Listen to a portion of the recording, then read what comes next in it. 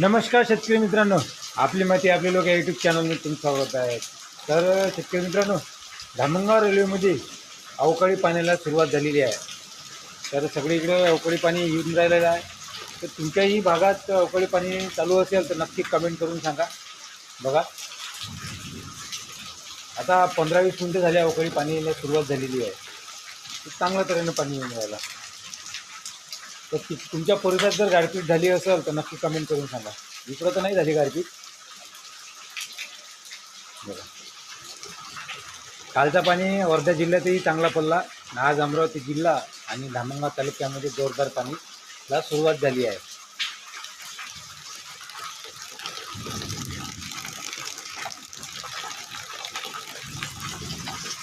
बघा, तर हा व्हिडिओ जर